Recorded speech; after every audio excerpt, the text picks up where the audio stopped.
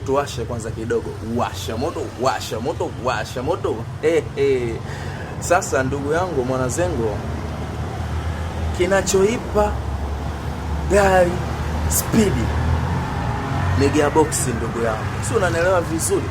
Kwa sababu gearbox kazi yake ni kuipa power engine ili iweze kufanya kazi yake. Si unanielewa vizuri? Kivipi? Nisikilize sasa hapo vizuri.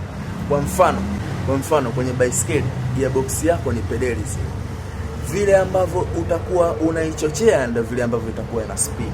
Na ndio hivyo kwenye gari ndugu yangu, yani kwamba gearbox yako kama itakuwa kubwa, ina uwezo wa kupushi ile mashine yako kule mbele kwa spidi, basi ndivyo ambavyo gari yako itakuwa na spidi. Lakini kama gari yako ina cc kubwa lakini gearbox ndogo, basi haiwezi kuwa na spidi, kwa sababu spidi ya gari inategemeana na gearbox huku ndani ndugu yangu. So unaelewa vizuri?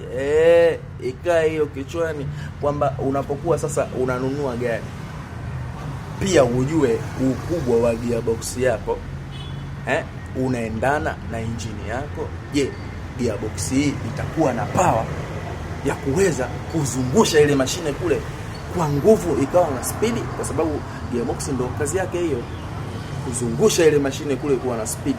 Si unanielewa vizuri? Si unanielewa ndugu yangu Mwanazengo? Kwa hiyo ujue kwamba gari kama engine kubwa lakini gearbox ndogo haiwezi kuwa na speed.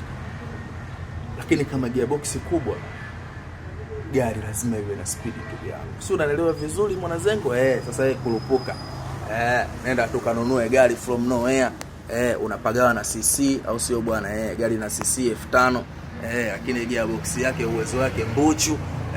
Unakurupuka, tunaenda unanunua, shauri yako, si tupo. Gari so cc, gari gearbox ndugu yangu.